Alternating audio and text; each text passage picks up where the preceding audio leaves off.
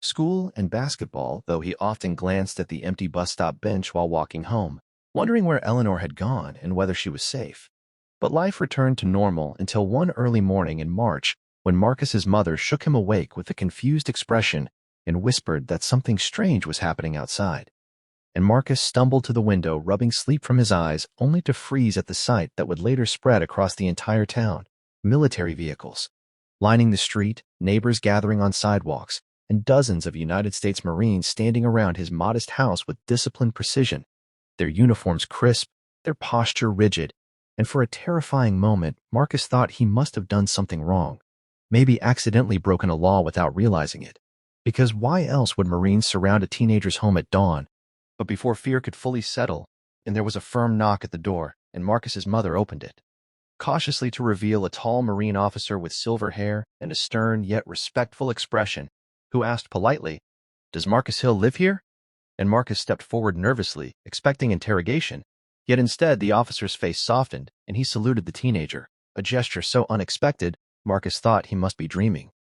And the officer introduced himself as Colonel Daniel Hayes before explaining something that left both Marcus and his mother speechless: the elderly homeless woman Marcus had been helping was not who she appeared to be, because Eleanor Whitaker had once been Dr. Eleanor Whitaker, a renowned physician and humanitarian who had served alongside Marine medical units in war zones for decades, saving countless lives while quietly funding scholarships for underprivileged youth across the country. But after the death of her only son, a Marine captain killed in combat, she had disappeared from public life and chosen to live anonymously among the homeless for several months each year, using the time to observe the kindness of strangers without revealing her identity.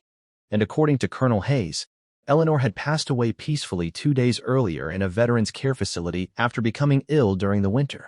But before she died, she had given very specific instructions that the Marines deliver a message and a gift to a boy named Marcus Hill, who had shown her more compassion than anyone else during her time on the streets. Marcus felt a strange mixture of shock and sorrow as the colonel handed him a sealed envelope and explained that Eleanor had arranged for a trust fund to support Marcus's future education and eventual Marine training if he still chose that path. But the real twist came when Marcus opened the envelope and discovered a photograph inside showing his grandfather standing beside a younger Eleanor during a medical mission overseas decades earlier, revealing that Eleanor had known Marcus's grandfather personally and had recognized the family resemblance the moment Marcus first approached her with that sandwich weeks ago. And Colonel Hayes explained that Eleanor had intentionally stayed silent because she wanted to see whether Marcus would continue helping her without knowing who she was or expecting anything in return. And when she realized he would, she decided to make sure his kindness would never be forgotten.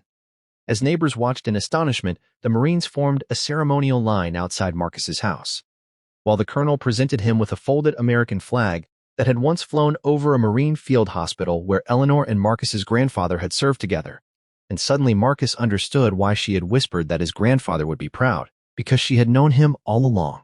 And in that moment, the teenager who thought he was simply sharing sandwiches realized that the smallest acts of kindness can ripple far beyond what we ever imagine, reaching into hidden histories, touching lives we never see, and sometimes bringing 50 Marines to your doorstep not as punishment, but as a salute to a heart that chose compassion when no one was watching. Hook. Before the story begins, do one quick thing. Hit subscribe and stay with me, because the ending of this story shocked an entire town and might change the way you look at kindness forever. Imagine waking up one morning and seeing 50 United States Marines surrounding a teenager's small home in a quiet neighborhood. Armored vehicles parked along the street, neighbors whispering behind curtains, police lights flashing silently in the dawn. And all of it happening because a boy decided to do one simple thing: bring food to a homeless woman every day. Now listen carefully, because this story begins on a freezing afternoon in late November in a small American town where 16-year-old Marcus Hill walked home from school along Maple Street, his backpack half-zipped and his mind full of normal teenage worries: homework, basketball practice, and whether his mom would be late again from her hospital shift. But that afternoon, something unusual caught his attention near the bus stop bench, where a thin, elderly woman sat wrapped in a worn gray blanket, her hands trembling as she held a cardboard sign that simply read, "Hungry."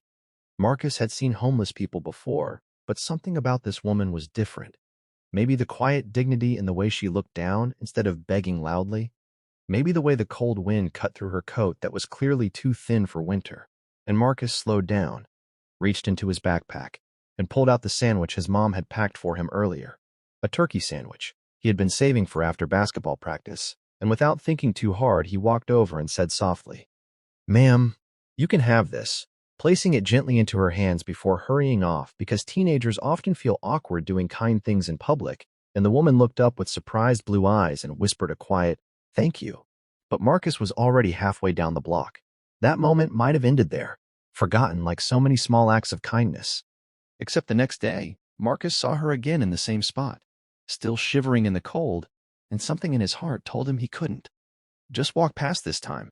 So after school, he stopped at a small grocery store, used the few dollars he had saved from mowing lawns, and bought a cup of hot soup and a roll, bringing it to her with a shy smile. And this became a routine that lasted day after day, Marcus bringing food, sometimes soup, sometimes a sandwich, sometimes fruit. And the woman always thanked him with the same quiet voice but rarely said much more than that. And Marcus never asked questions because he had been raised by a hard-working single mother who always told him, kindness doesn't need applause. Yet over the next few weeks, the small ritual became something both of them seemed to rely on. Marcus stopping after school while the woman, who eventually told him her name was Eleanor, waited at the bus stop bench wrapped in that same gray blanket. Sometimes they talked about simple things, the weather, school, the stray cat that wandered the alley nearby. But Eleanor never spoke about how she became homeless, and Marcus never pushed, because he sensed there was pain behind that silence. Though one afternoon she surprised him by asking about his dreams, and Marcus admitted he wanted to join the Marines someday, because his late grandfather had served and used to tell stories about honor, courage, and brotherhood, stories that had stayed with Marcus long after his grandfather passed away when Marcus was 10. And Eleanor listened carefully, with an expression Marcus couldn't quite read before saying softly, "The Marines, that's a noble path." But the next day, something strange happened, because when Marcus arrived with a bag of groceries he had bought using birthday money his aunt sent him, Eleanor looked unusually emotional and asked him why he kept helping her when he barely had money himself. And Marcus shrugged in that simple teenage way and said, "Because someone should," which made Eleanor wipe a tear from her eye before whispering something Marcus barely heard. "Your grandfather would be proud." And Marcus froze because he had never mentioned his grandfather's name. Yet before he could ask how she knew that, Eleanor changed the subject quickly and thanked him again, and Marcus assumed he must have mentioned it earlier without realizing. But the truth was far stranger than he could imagine. Weeks passed, winter deepened, and Marcus continued bringing food every day, sometimes even skipping hanging out with friends so he could check on Eleanor, and his mother noticed the grocery money disappearing faster than usual. But when Marcus finally told her the reason, she simply hugged him and said she was proud of him, though she worried quietly about him spending too much of his limited savings. Yet Marcus insisted Eleanor needed help more than he needed extra spending money. Then one evening during a snowstorm, Marcus searched for Eleanor, but the bench was empty, and panic crept into his chest because the temperature had dropped dangerously low, so he walked several blocks, checking alleyways until he finally found her sitting beside a closed laundromat, looking weaker than he had ever seen her. And without hesitation, Marcus took off his own jacket and wrapped it around her shoulders before calling his mother, who rushed over after her hospital shift with blankets and hot tea. And together they convinced Eleanor to spend the night in their small house's spare room despite her reluctance. And that night, Marcus heard Eleanor speaking quietly with his mother in the kitchen long after midnight, but he couldn't hear what they were saying. The next morning, when Marcus woke up, Eleanor was gone, the bed neatly made, the blanket folded carefully, and a small handwritten note sat on the pillow thanking Marcus and his mother for their kindness, saying she had things to take care of, and hoped their paths would cross again someday. And Marcus felt an unexpected sadness, because the daily routine that had quietly become part of his life had suddenly vanished. Weeks passed, and Marcus tried to move on, focusing on